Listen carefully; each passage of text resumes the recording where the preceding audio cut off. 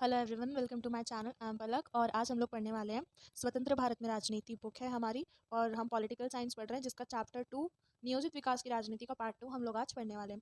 तो first part में नियोजन तक हमने कंप्लीट कर लिया था। वो वीडियो मैंने काफ़ी पहले अपलोड की थी, बट आपको अभी लिंक मिल जाएगा यहाँ पर।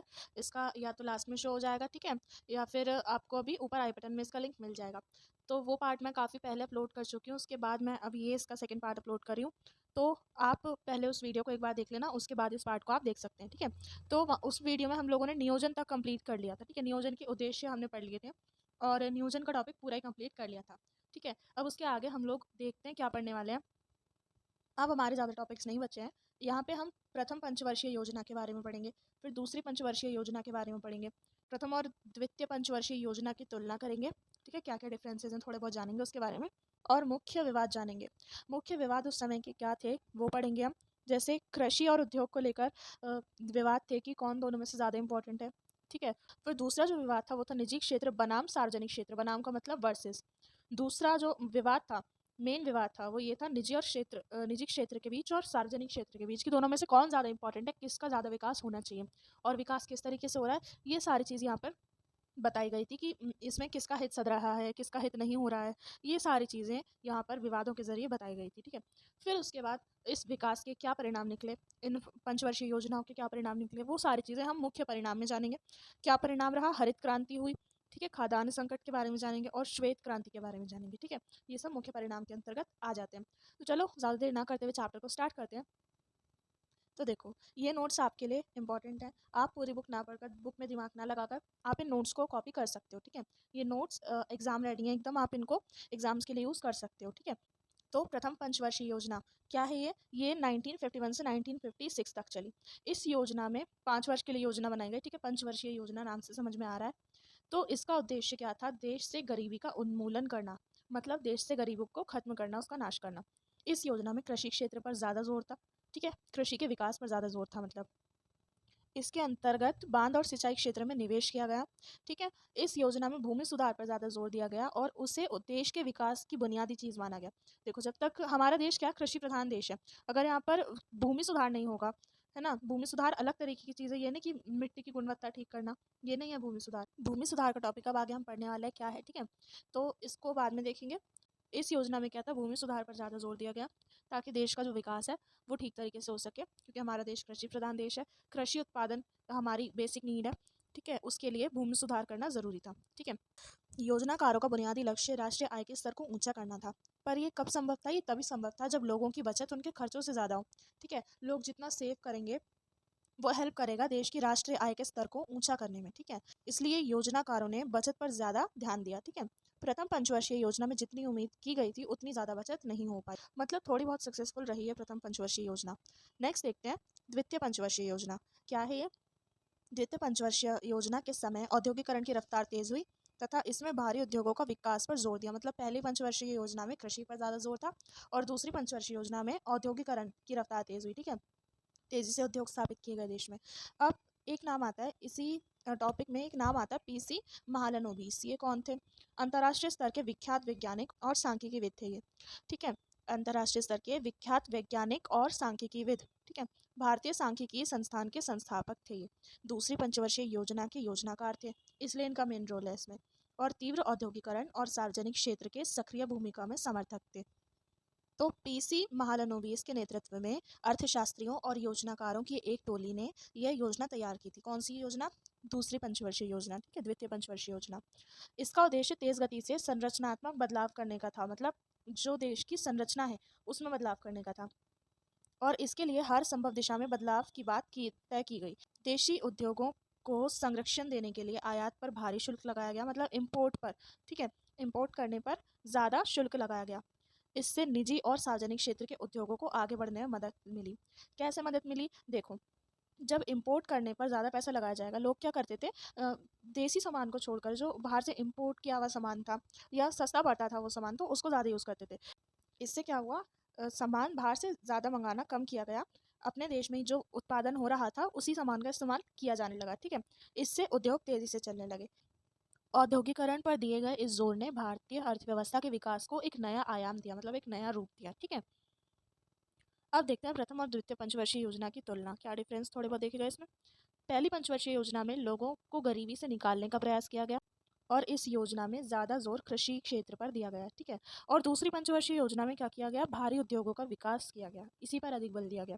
पहली पंचवर्षीय योजना का मूल मंत्र क्या था, धीरज, मतलब धीरे धीरे काम करना। और दूसरी पंचवर्षीय योजना में तेज संरचनात्मक परिवर्तन लाने का प्रयास किया गया, मतलब तेजी से बदलाव करने का। पहला क्या था कि धीरे धीरे काम करना, दूसरी पंचवर्षीय योजना में काम को तेजी से करने पर बल दिया गया, ठीक है। तो यही मिनिमम डिफरेंसेस यहाँ पर देखे गए हैं। आगे देखते हैं मुख्य विवाद। अब मुख्य विवाद क्या थे, शुरुआती दौर में विकास की जो रणनीति अपनाई गई उन पर बड़े सवाल उठे। यहाँ हम दो सवालों की चर्चा करेंगे जो आज भी प्रासंगिक हैं, मतलब जो आज भी सवाल देखे जाते हैं, ठीक है।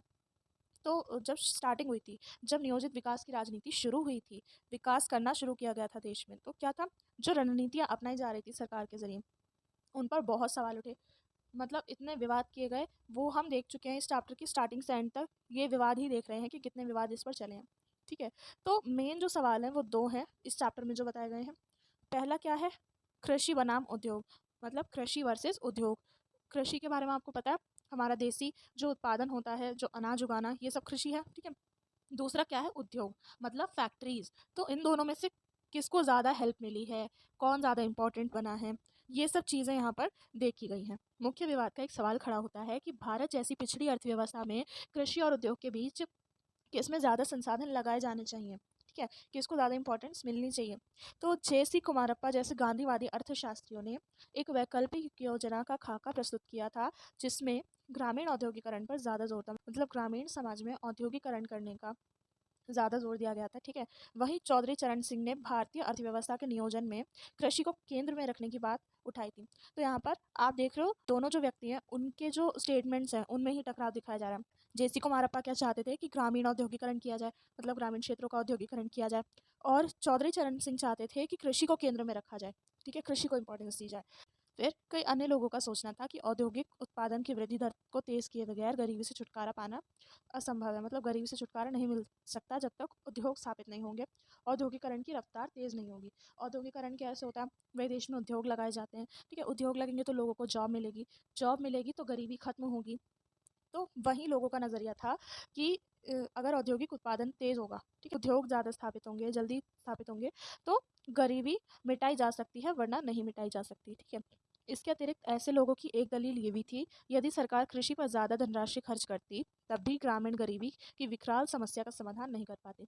तो जो लोग औद्योगिक उत्पादन की वृद्धि की दर को तेज़ करना चाहते थे, उनकी एक दलील, मतलब एक उनका नज़रिया ये भी था, एक कहना उनका ये भी था कि यदि सरकार कृषि पर ज़्यादा धनराशि खर्च करती भी है, मतलब ज़्यादा पैसे खर्च करती भी है, ज़्यादा निवेश करती भी है, तब भी ग्रामीण गरीबी की जो विकराल समस्या है उसका समाधान नहीं कर सकती, ठीक है, नहीं कर पाएगी।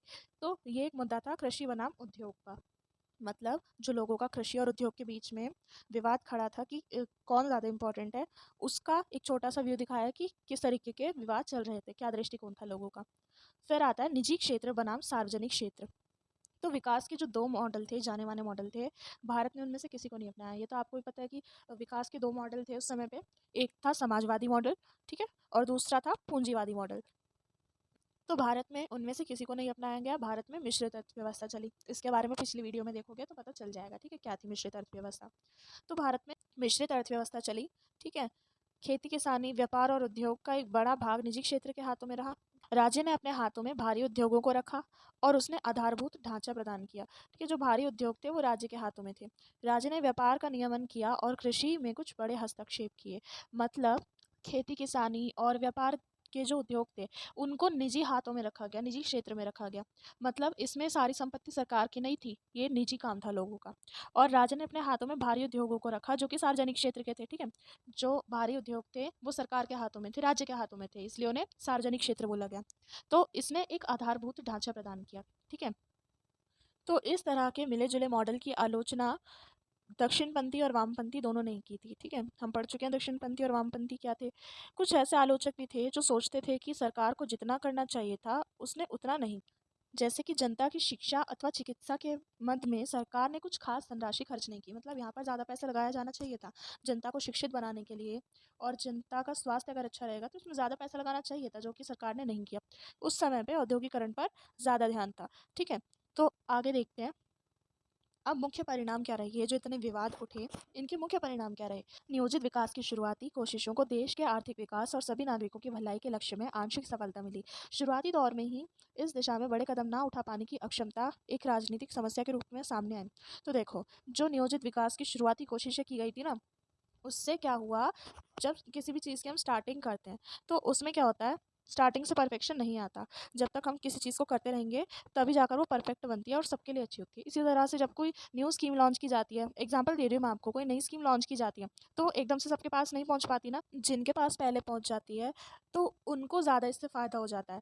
तो इसी तरीके से जब विकास हुआ देश का, तो जिनको सबसे पहले जिनका विकास किया गया, आर्थिक विकास से जिनको मदद मिली, उनको सफलता मिल गई और जिनको नहीं मिली वो पीछे रह गए। ठीक है, इसी के लिए कहा गया यहाँ पे, शुरुआती दौर में ही इस दिशा में बड़े कदम ना उठा पाने की अक्षमता एक राजनीतिक समस्या के रूप में सामने आई। ठीक है, राजनीतिक समस्या ऐसी कि लोगों में आंदोलन होने लगे। ठीक है ना, और कुछ विरोधी आंदोलन भी होने लगे जो सरकार के विरोधी थे। ठीक है, असमान विकास से जिनको फायदा पहुंचा था वे जल्दी ताकतवर हो उठे और इनके कारण ही विकास की दिशा में कदम उठाना और ज़्यादा मुश्किल हो गया। ठीक है, तो ये मुख्य परिणाम यहाँ पर देखे गए। फिर मुख्य परिणामों में एक चीज़ आती है, बुनियाद। तो मुख्य परिणामों में वो पढ़ेंगे जो चेंजेस आए भारत में। ठीक है, तो बुनियाद कैसे पड़ी? इस दौर में ही भारत के आगामी आर्थिक विकास की बुनियाद पड़ी। देखो, स्टार्टिंग होती किसी भी चीज़ की छोटे से, तो ये जो कोशिश की गई थी सरकार द्वारा, एक छोटी थी देश के हिसाब से, है ना, पर इसी से ही क्या हुआ, आगे के विकास की नींव पड़ी है। अगर ये योजनाएं नहीं बनती तो इनमें सुधार भी नहीं किया जाता, और सुधार नहीं होता तो बेटर योजनाएं भी नहीं बन पाती। ठीक है, इस दौर में भारत के आगामी आर्थिक विकास की बुनियाद पड़ी। भारत के इतिहास की कुछ सबसे बड़ी विकास परियोजनाएं इसी अवधि में शुरू हुई। मतलब जो बड़ी बड़ी विकास परियोजनाएं हैं वो इसी अवधि में शुरू की गई थी।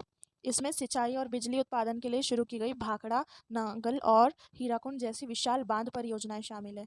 ठीक है, सार्वजनिक क्षेत्र के कुछ भारी उद्योग जैसे इस्पात संयंत्र, तेल शोधक कारखाने, विनिर्माता इकाइयाँ, रक्षा उत्पादन आदि इस अवधि में शुरू की गए। ठीक है, मतलब भारी भारी उद्योग जो थे वो इस अवधि में शुरू किए गए। इस दौर में परिवहन और संचार में आधारभूत ढांचे में भी काफ़ी इजाफा हुआ। ठीक है, परिवहन मतलब जो देश में सड़कें वड़कें हैं वो सब बनाई गई। ठीक है, संचार के साधन हैं, उनका जो आधारभूत ढांचा था उसमें भी काफ़ी चेंजेस आए, इजाफा हुआ, बेटर हुए। ठीक है, सिचुएशन अच्छी हुई। बाद के समय की आर्थिक समृद्धि इस बुनियाद के बगैर संभव नहीं हो पाती। तो जो बाद में देश की आर्थिक वृद्धि हुई थी, अगर वो ये बुनियाद नहीं पड़ती ना, ये नींव नहीं रखी जाती, शुरुआत नहीं होती, तो वो बेटर सिचुएशन नहीं बन पाती। जैसे अब पता है ना आपको, जब तक घर की नींव नहीं खुद जाती उसके ऊपर घर नहीं बनाया जा सकता। इस तरीके से जब तक इस स्टार्टिंग के स्टेप्स नहीं रखे जाते, बुनियाद नहीं पड़ती राजनीति की या उद्योग स्थापना की, एक तरीके से हम कह सकते हैं, अगर ये बुनियाद नहीं पड़ती तो उसके ऊपर इतना बड़ा आर्थिक ढांचा नहीं बनाया जा सकता था। तो आगे देखते हैं भूमि सुधार। अब हम भूमि सुधार के बारे में पढ़ेंगे। हमने देखा ना कि मुख्य चेंजेस में आए भूमि सुधार। ठीक है, भारत में भूमि सुधार हुआ। अब क्या है भूमि सुधार? इस अवधि में भूमि सुधार के गंभीर प्रयास हुए। इनमें सबसे महत्वपूर्ण सफल प्रयास जमींदारी प्रथा को समाप्त करने का था। मतलब भूमि सुधार में भूमि से जुड़े हुए जो लोग थे, जो उद्योग था या जो कृषि थी, उसमें सुधार किया गया। जो लोगों पर जुल्म हो रहे थे, एक तरीके से जमींदारी प्रथा थी, ठीक है, उसको समाप्त किया गया। ये प्रथा अंग्रेजी शासन के ज़माने से चली आ रही थी। भूमि सुधार में भूमि की गुणवत्ता नहीं सुधारी गई, बल्कि भूमि पर जो कार्यक्रम हो रहे थे जैसे कि कृषि, और उसमें जो लोगों को परेशानियां झेलनी पड़ रही थी उसको ठीक किया गया। इससे राजनीति पर दबदबा कायम रखने की जिम्मेदारों की क्षमता भी घट गई। तो ज़मींदार क्या करते थे, राजनीतिक हो जाते थे, राजनीति करते थे, तो ये जो दबदबा कायम रखने की जो क्षमता थी वो घट गई। ज़मीन के छोटे छोटे टुकड़ों को एक साथ करने के प्रयास किए गए ताकि खेती का काम सुविधाजनक हो सके, और ये प्रयास सफल रहा। मतलब सामूहिकीकरण किया गया। हमने पढ़ा है ना, स्टार्टिंग में ये हुआ था जब हम उसके बारे में पढ़ रहे थे, समाजवादी मॉडल के बारे में, तो वहाँ पर हमने पढ़ा था कि खेती का सामूहिकीकरण कर दिया गया। मतलब जो छोटे छोटे खेत थे उन्हें एक साथ करके बड़ा सा सामूहिक खेत जैसा कुछ रेडी कर दिया। तो वही बोला गया यहाँ पर। इससे पता चलता है कि आर्थिक नीति किसी समाज की वास्तविक राजनीतिक स्थिति का ही अंग होती है। ठीक है, भूमि सुधार हमने जान लिया क्या होता है। अब आगे देखते हैं खाद्य संकट 1960। तो क्या हुआ था ये? 1960 के दशक में सूखा और अकाल के कारण कृषि की दशा बद से बदतर हो गई। मतलब बहुत बेकार सिचुएशन आ गई। ठीक है, 1965 से 1967 के बीच देश के अनेक हिस्सों में सूखा पड़ा। इस अवधि में भारत ने 2 युद्धों का सामना किया और उसे विदेशी मुद्रा के संकट को भी झेलना पड़ा। इन सारी बातों के कारण खाद्यान्न की भारी कमी हो गई। मतलब खाने वाले अन्न की, खाद्यान्न की भारी कमी हो गई और देश के अनेक भागों में अकाल जैसी स्थितियां पड़ी। बिहार में खाद्यान्न संकट से सबसे ज़्यादा विकराल हानि हुई थी। ठीक है, इस राज्य के 9 जिलों में अनाज की पैदावार सामान्य स्थिति की तुलना में आधी से भी कम थी। मतलब 9 जिलों में क्या प्रॉब्लम थी? अनाज की जो पैदावार थी, जो अनाज हो रहा था, अनाज की जो उपज हो रही थी, वो सामान्य स्थिति से मतलब नॉर्मल जितना होता था, उससे आधी से भी कम हो रही थी। 1967 में बिहार की मृत्यु दर 1966 की तुलना में 34% बढ़ गई। मतलब एक साल में 34% मृत्यु दर बढ़ गई। किस वजह से? भुखमरी की वजह से। इस समय में उत्तर भारत के अन्य राज्यों की तुलना में बिहार में खाद्यान्न की कीमत काफ़ी बढ़ गई थी। मतलब उत्तर प्रदेश और उत्तराखंड इन सब के अलावा बिहार में जो खाद्यान्न की कीमतें थी बहुत ज़्यादा बढ़ गई थी। इस कारण सरकार को गेहूं का आयात करना पड़ा और विदेशी मदद भी स्वीकार करनी पड़ी। ठीक है, अब देखते हैं हरित क्रांति। हरित क्रांति क्या था? सरकार ने खाद्य सुरक्षा को सुनिश्चित करने के लिए एक नई रणनीति अपनाई जो हरित क्रांति के नाम से जानी जाती है। क्या रणनीति थी? अब उन इलाकों पर ज़्यादा संसाधन लगाने का निर्णय किया गया जहाँ सिंचाई सुविधा मौजूद थी और किसान समृद्ध थे। ठीक है, किसान समृद्ध होंगे और सिंचाई की सुविधा मौजूद होगी तो फसल अच्छी होगी। सरकार ने उच्च गुणवत्ता के बीज, उर्वरक, कीटनाशक और बेहतरीन सिंचाई सुविधा बड़े अनुदानित मूल्य पर मुहैया करानी शुरू की। उपज को एक निर्धारित मूल्य पर खरीदने की गारंटी दी। तो इससे क्या था? हरित क्रांति किस तरीके से आई कि जो किसान थे वो समृद्ध थे और वहाँ सिंचाई की सुविधा मौजूद थी, तो उनको कृषि करने में, खेती करने में कोई परेशानी नहीं होती। और ऊपर से उन्हें जो बीज, उर्वरक, कीटनाशक ये सब चीज़ें थी, बेहतरीन सिंचाई की सुविधा जो है वो बड़े अनुदानित मूल्य पर, मतलब अच्छे मूल्य पर उपलब्ध कराई। इससे क्या हुआ? ये बात पक्की हो गई कि फसल अच्छी होगी ही होगी और वो फसल उनसे अच्छे मूल्य पर खरीदने की भी गारंटी दी सरकार ने उन्हें। इससे क्या हुआ? जो खाद्यान्न संकट था उसको खत्म करने का प्रयास किया गया। इन संयुक्त प्रयासों को हरित क्रांति कहा गया। भारत में हरित क्रांति के जनक MS स्वामीनाथन को कहा जाता है। ठीक है, इसके कारण गेहूं की पैदावार में बढ़ोतरी हुई और पंजाब, हरियाणा और पश्चिमी उत्तर प्रदेश के जो इलाके थे वो समृद्ध हो गए। इसका नकारात्मक प्रभाव ये हुआ कि क्षेत्रीय और सामाजिक असमानता बढ़ गई। असमानता कैसे बढ़ी? कोई क्षेत्र जैसे हरियाणा, पंजाब, पश्चिमी उत्तर प्रदेश ये तो समृद्ध हो गए और जो बाकी क्षेत्र थे वो इनसे थोड़े कम समृद्ध रहे। इसके कारण गरीब किसान और बड़े भूस्वामी के बीच अंतर बढ़ गया। ठीक है, जिससे वामपंथी संगठनों का उभार हुआ और मध्यम श्रेणी के भूस्वामित्व वाले किसानों का भी उभार हुआ। ठीक है, तो ये हरित क्रांति के बारे में हमने जाना। अब देखते हैं श्वेत क्रांति क्या थी। तो श्वेत क्रांति दूध से रिलेटेड थी। ठीक है, मिल्क मैन ऑफ इंडिया के नाम से मशहूर वर्गीस कुरियन ने गुजरात सहकारी दुग्ध एवं विवरण परिसंघ में महत्वपूर्ण भूमिका निभाई और अमूल की शुरुआत की। तो इससे 2 क्वेश्चन बन सकते हैं। आपसे पूछा जाए मिल्कमैन ऑफ इंडिया का नाम बताइए, तो आप बता सकते हैं वर्गीस कुरियन। और एक क्वेश्चन आ सकता है कि अमूल की शुरुआत किसने की थी? तो उसका आंसर भी यही है, वर्गीस कुरियन। ठीक है, इसमें गुजरात के 25 लाख दूध उत्पादक जुड़े और इस मॉडल के विस्तार को ही श्वेत क्रांति कहा गया। तो श्वेत क्रांति का हमने थोड़ा सा जान लिया ये क्या थी और यहीं पर ये चैप्टर एंड होता है। ठीक है, तो इस चैप्टर में एक पार्ट हम पहले पढ़ चुके हैं, दूसरा पार्ट मैं आपको पढ़ा दिया है। तो इस चैप्टर में कोई ज़्यादा प्रॉब्लम वाली बात नहीं है। ठीक है, अच्छा चैप्टर है, शॉर्ट है, ज़्यादा प्रॉब्लम कुछ हुई नहीं है इसे समझने में। आई होप आपको भी अच्छे से समझ में आया होगा। ठीक है, कहीं पर भी कोई भी डाउट है तो आप कमेंट सेक्शन में पूछ सकते हैं। कहीं पर वीडियो में कोई प्रॉब्लम लग रही है और फीडबैक आप मुझे दे सकते हैं, मैं नेक्स्ट वीडियो में उसको ठीक करने की कोशिश करूँगी। ठीक है, वीडियो पसंद आई हो तो लाइक करना, इससे मुझे समझ में आ जाएगा कि हाँ कितने लोगों को पसंद आ रही है। और अपने फ्रेंड्स के साथ शेयर ज़रूर करना ताकि उनको पढ़ाई में हेल्प मिले। और चैनल पर अगर आप न्यू हो तो सब्सक्राइब कर लेना, बेल आइकन दबा देना ताकि आगे आने वाली वीडियोस के नोटिफिकेशन आपको मिलते रहें। ठीक है, इस चैनल पर सोशियोलॉजी की वीडियोस ऑलरेडी अपलोड हो रही हैं क्लास 12 के लिए, सोशियोलॉजी और इंग्लिश की। ठीक है, तो वो भी आप पढ़ सकते हो। स्टडी ट्रिक्स मैं आपको बताती रहती हूँ इस चैनल पर जो आपको स्टडी में हेल्प करेंगी। और अभी 2 दिन बाद मैं एक अच्छी सी वीडियो और लेकर आने वाली हूँ, वीडियो या फिर PDF आपको मैं अपलोड करके बता दूंगी। जैसे भी है, एक और स्ट्रैटेजी लेकर आने वाली हूँ जो कि नवंबर से दिसंबर की स्टडीज़ के लिए आपकी हेल्प करेगी। ठीक है, तो उस वीडियो को देखना बिल्कुल मत भूलना, बहुत इंपॉर्टेंट है, बहुत ज़्यादा वर्ती होगा आपके लिए उसे देखना। ठीक है, तो जल्दी मिलते हैं नेक्स्ट वीडियो में। Thank you for watching.